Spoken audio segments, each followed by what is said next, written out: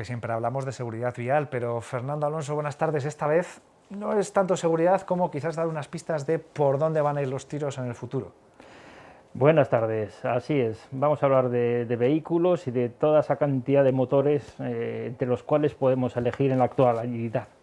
Claro, porque lo estábamos comentando antes, hace tiempo ya se empezaron el año pasado, por estas fechas más o menos, ya se empezaron a lanzar algunas ayudas, ha venido toda esta situación y se ha quedado todo paralizado, pero se ha quedado relativamente paralizado, pero claro, el mercado sigue teniendo muchas opciones y mucha gente se sigue viendo en la obligación, en la necesidad de cambiar de vehículo y esa incertidumbre de ¿por cuál apuesto? Ahora que hay tantas opciones y no hablamos de modelos, de marcas, sino de tipos de motores.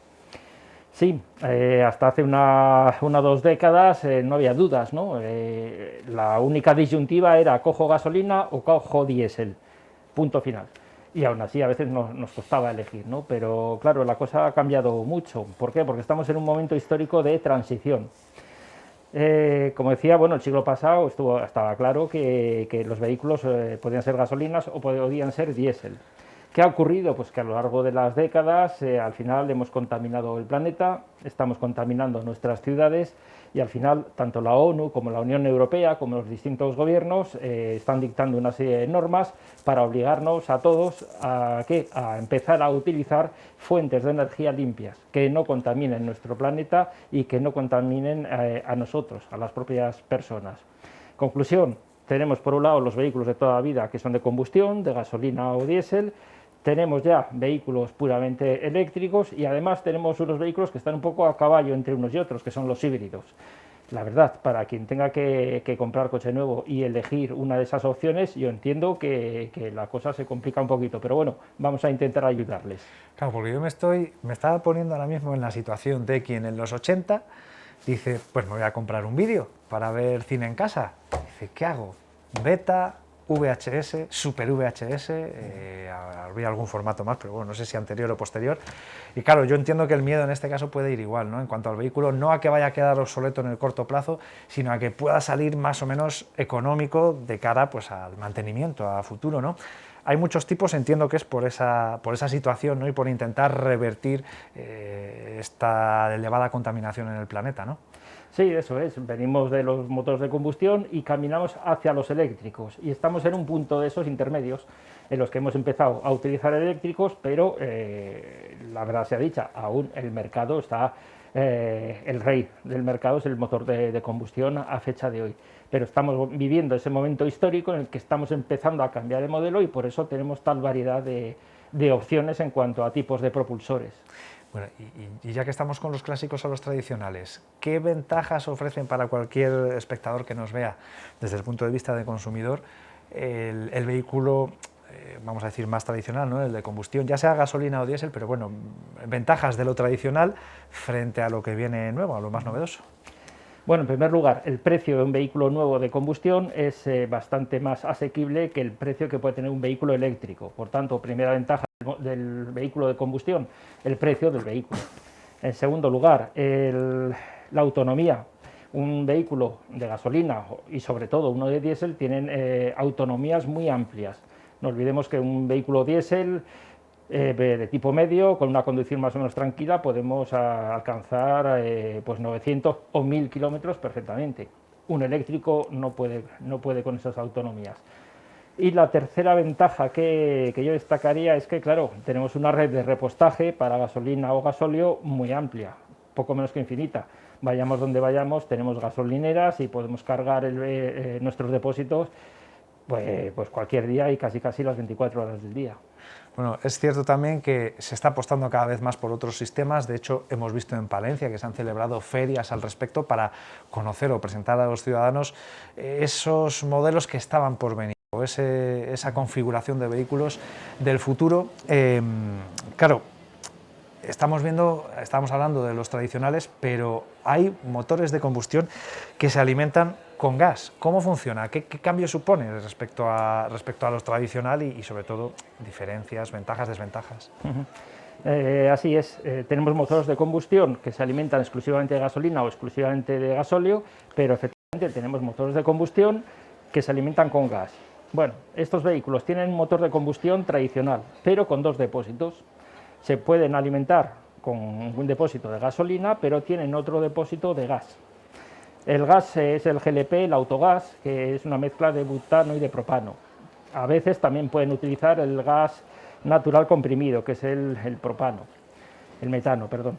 Entonces, estos vehículos, insisto, tienen un único motor, pero tienen dos depósitos, y el vehículo tiene una centralita que va decidiendo en cada momento de cuál de las dos fuentes de energía se alimenta.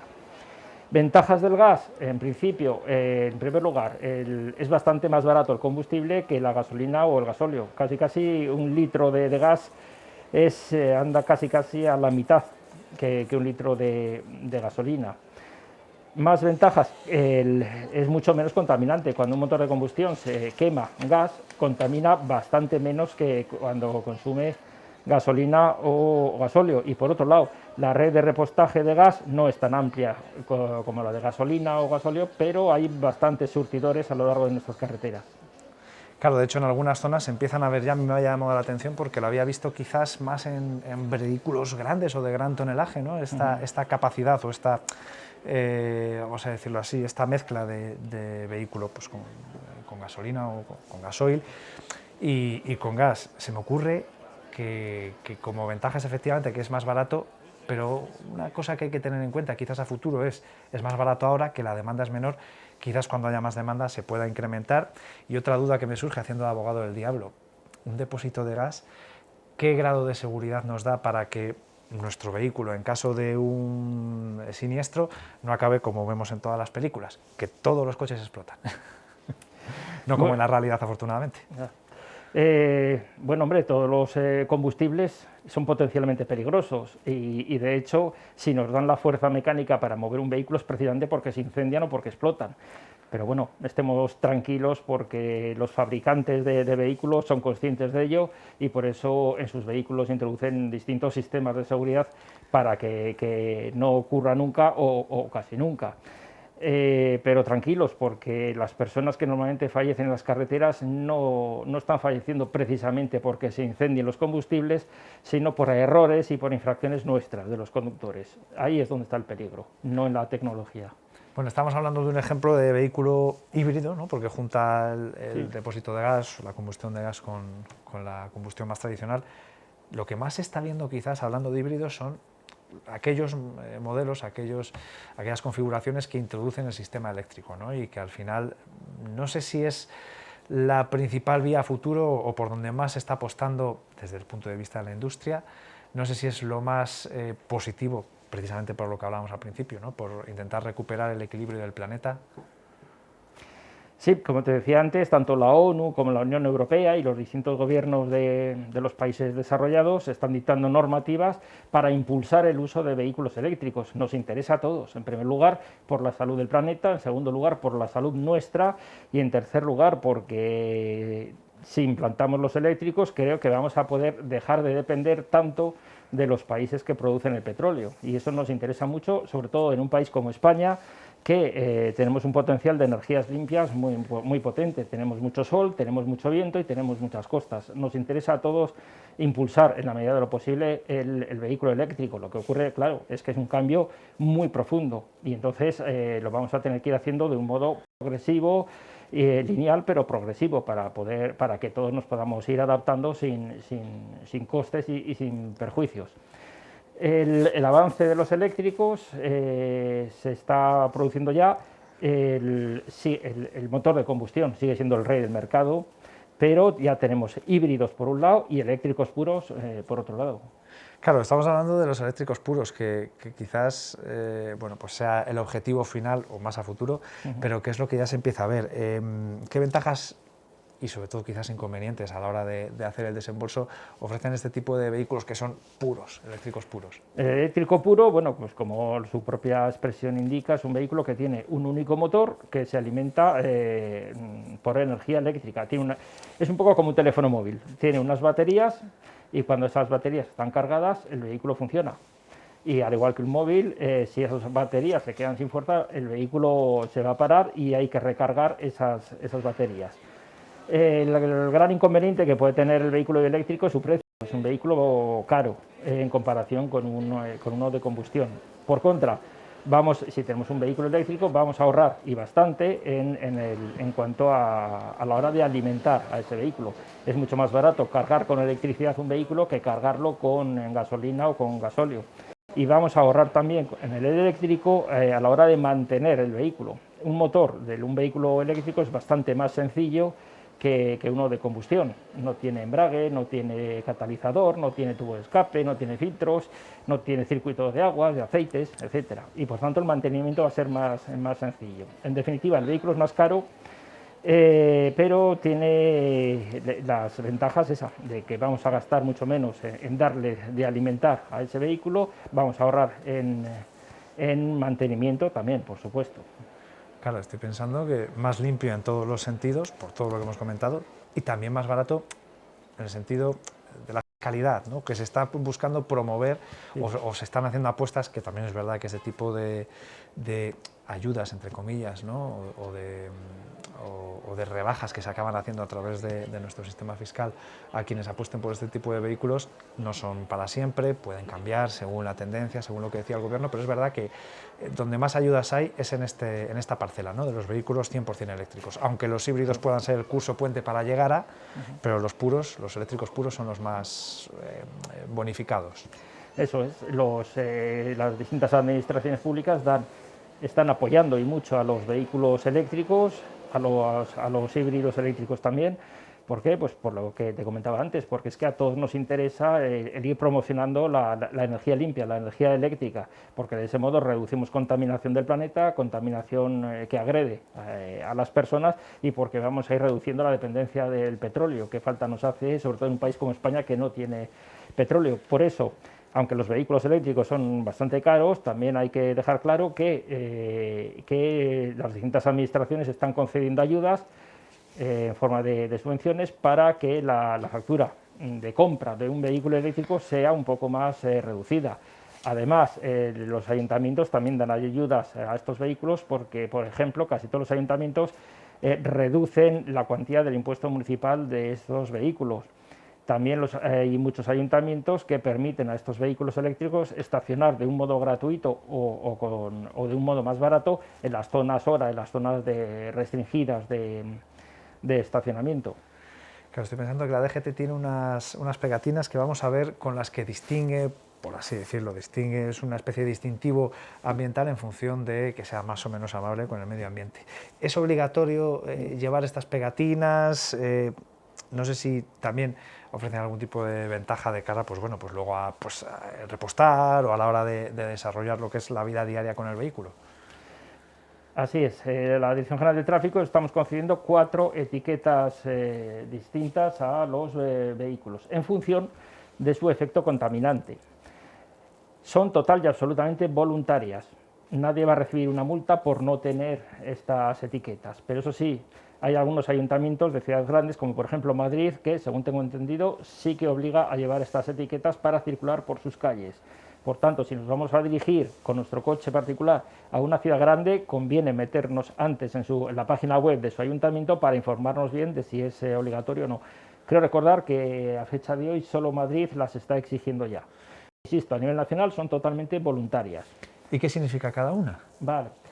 En primer lugar, los vehículos de gasolina y diésel más antiguos, los muy antiguos, no tienen derecho a etiqueta, es decir, no tienen derecho a obtener ninguna de estas etiquetas. Se da por hecho, claro, que ya... son contaminantes. ¿Vale? La concedemos a los vehículos gasolina y diésel más antiguos, pero no tanto. ¿Vale? Que no son clásicos. Estoy resumiendo mucho para que nos dé tiempo, sí. Para que nos dé tiempo y para no cansar a la audiencia. Pero bueno, los muy antiguos, por así decirlo, no tienen derecho a etiqueta. Los gasolina y diésel antiguos o de unos años reciben la B amarilla. Los vehículos nuevos, gasolinas y diésel, reciben la C.